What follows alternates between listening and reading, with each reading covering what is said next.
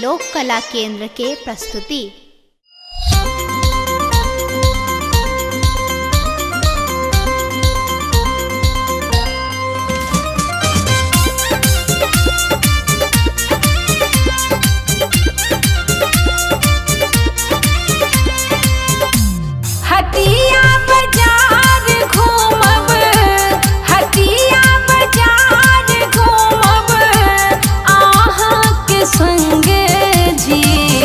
कुसुम रंग साड़ी लेने ऐबियो सजन जी, कुसुम रंग साड़ी लेने ऐबियो सजन जी।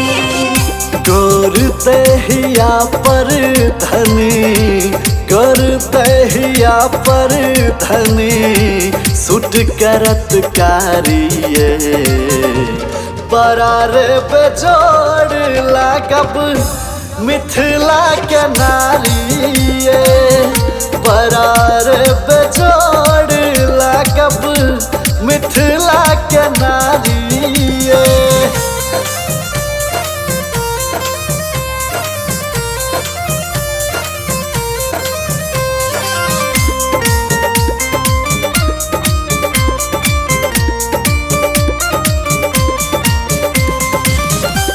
रौदोन लागत मुँह लेप आह बन ये,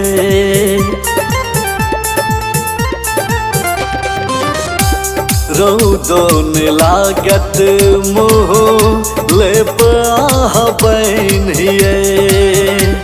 दोनों ने चलत किनको बात लिया चैनिए, गाल के तिल सो, गाल के तिल सो मैच करत सारिये बरार बेजोड़ लागब मिथिला के नारिये, बरार बेजोड़ लागब मिथिला के नारिये।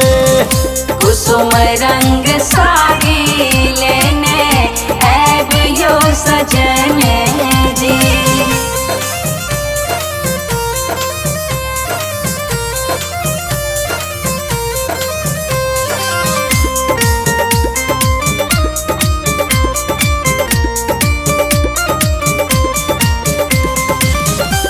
सब हक साजन जय परदेसियो,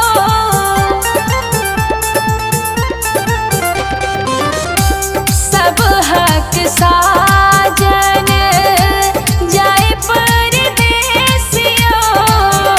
मास दोई मास पर लावे सनेशियो, अपने में यहाँ सदिखन, अपने में यहाँ सदिखन रोहे मगन जी।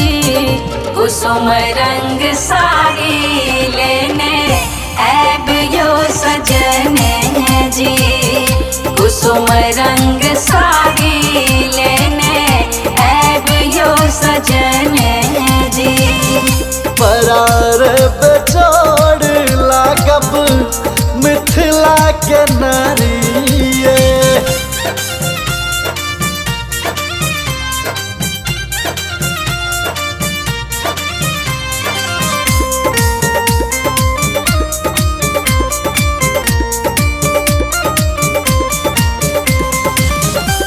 विधना के सुंदर रचना छिए दिल जानी, हाँ विधना के सुंदर रचना छिए दिल जानी। फटलो पुरान पहिरब लागब आहारानी, आहा के भावना के, आहा के भावना के बुझी हम बानिए बरार बेजोड़ लागब मिथिला के नारी, बरार बेजोर लागब मिथिला के नारी ये। कुसुम रंग